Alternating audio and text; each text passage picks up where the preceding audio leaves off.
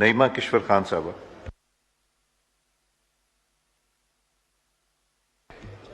شکریہ جناب اسپیکر صاحب.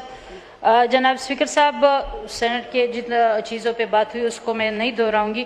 اگر میں اس کی ریکمنڈیشن پہ آؤں، 28 میں جو دیا گیا ہے کہ صنعت اور بجلی اور گیس کو ٹیرف میں وہ دیا جائے، تو ایک اچھی ریکمنڈیشن ہے کیونکہ اس سے عام آدمیوں کو ریلیف ملے گا. جناب اسپیکر صاحب، اگر ہم سینٹ ریکمنڈیشن کو دیکھیں تو بہت سارے وہ ایسے ہیں نمبرنگ کہ اس میں ٹیکس ریڈیوس کیا گیا ہے، لیکن افسوس کے ساتھ کہنا پڑ رہا ہے، جس طرح میرے فاضل بھائی نے بھی کہا کہ کچھ چیزوں سے انہوں نے نظر انداز کیے ہیں. اگر ہم ان ریکمنڈیشن کو دیکھیں، 140 ریکمنڈیشن ہے، لیکن ضم اضلاع کے حوالے سے آپ کو کوئی ریکمنڈیشن نظر نہیں آ رہی تھی، کیونکہ جب ہم انضمام کر رہے تھے تو اس وقت ہم سے یہ وعدہ کیا گیا تھا کہ 10 سال تک ہم ان کو ٹیکس سے ریلیف دیا جائے گا. لیکن ان ریکمنڈیشن کو دیکھ کے ہمیں مایوسی ہوئی کہ ادھر کوئی اس حوالے سے بات نہیں ہے کہ ضم اضلاع کو وہ کر دیا جائے، تو اس حوالے سے ہمیں افسوس ہے کہ کچھ نہیں ہے.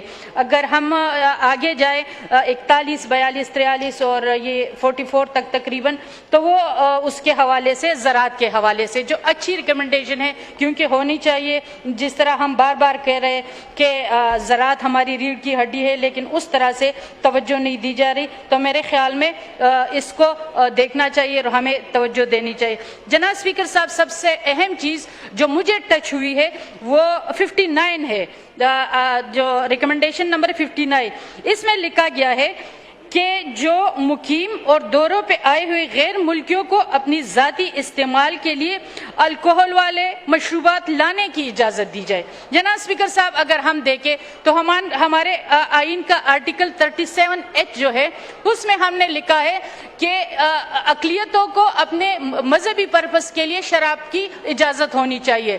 اور مسلسل میں جب 2013 سے میں اس پارلیمنٹ میں ہوں، ہمارے اقلیت مل کے وہ امینڈمنٹ لا رہی ہے کہ ہمیں کوئی ضرورت نہیں، ہمارے کسی بھی مذہبی تہوار میں نہیں ہے، ہم اس کو ختم کر رہے ہیں. یہاں پہ سینٹ سے ریکمنڈیشن آئی ہے جو فارنر کے لوگ آتے ہیں، اس میں بہت سارے پاکستانی بھی ہوں گے. گرین ووڈ آپ ایک اور راستہ کھول رہے ہیں کہ ہماری شراب پہ اس کو لیے کھول دیا جائے، تو اس کو میں بالکل ڈینائی کر رہی ہوں کہ یہ اس قسم کی ریکمنڈیشن نہیں آنی چاہیے تھی، تو اس پہ نظر ثانی کی جائے.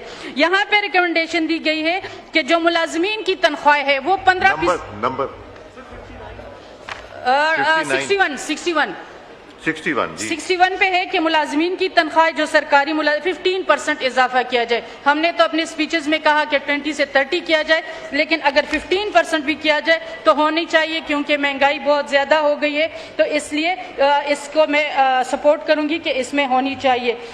اسی طرح اگر یہ ہم آگے جائے تو یہ 25 ہے، 65، 64، 63 ایجوکیشن کے حوالے سے ہے، یا ٹارگیٹڈ سبزی کردش کے حوالے سے ہے.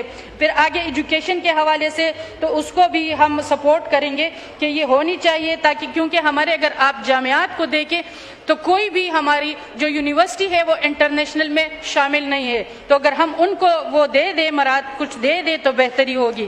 اگر میں آگے جاؤں 82 پہ کہ مقامی حکومتوں کے حوالے سے، یہ آگے 2-3 ہے، ایک اس کے حوالے سے ہے 85 ہے.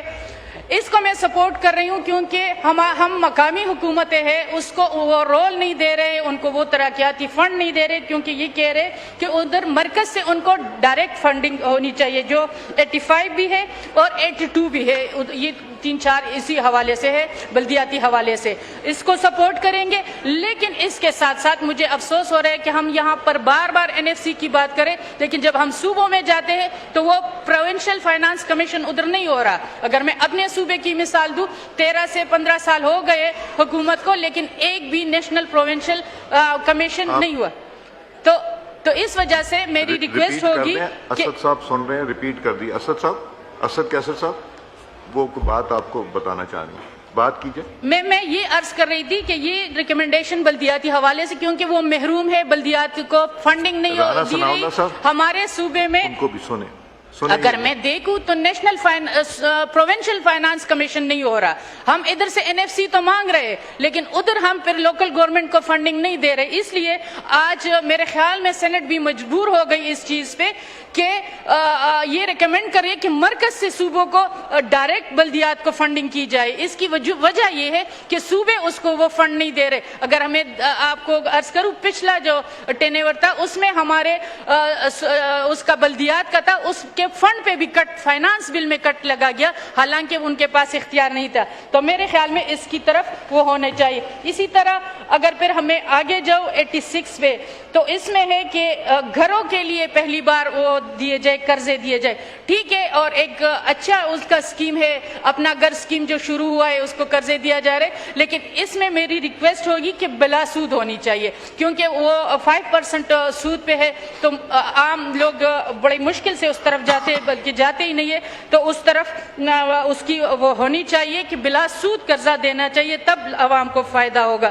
اس طرح اگر میں 95 پہ جاؤں تو اس پہ ہے کہ یہ تمباکو ٹیکس جو ہے اس میں اضافہ کیا جائے. اس کو میں بالکل سپورٹ کروں گی, کیونکہ منشیات ہمارے اسکول, کالجز اور اسٹوڈنٹس میں یہ بہت زیادہ بڑھ رہی ہے, تو اس کو ختم ہونے چاہیے. لاسٹ میں ٹبیکو اور منشیات میں فرق ہے. ایک ہی چیز ہے, آج کل نئی چیزیں نہیں, میں ٹوبیکو پہ نہیں, میں تمباکو پہ اس پہ سگریٹ پہ کر رہی ہوں. نہیں, میں ٹوبیکو کے نہیں, میں سگریٹ پہ, سوری, میں سگریٹ پہ کہہ رہی ہوں کہ سگریٹ پہ ٹیکس زیادہ ہونا چاہیے, کیونکہ آج کل ایک سے نئے وہ آ چکے ہیں, تو اس پہ ٹوبیکو کی میں نہیں, سوری. اچھا, لاسٹ میں اس پہ کر رہی ہوں جو اس کا ہے 100 کا ہے, جیم کا حصہ ہے کہ جینڈر بیس ہونا چاہیے. اس خاتون ہونے کے حوالے سے کہتے تو ہے, سفارش بھی کرتے ہیں, لیکن اس طرف کوئی توجہ نہیں ہے.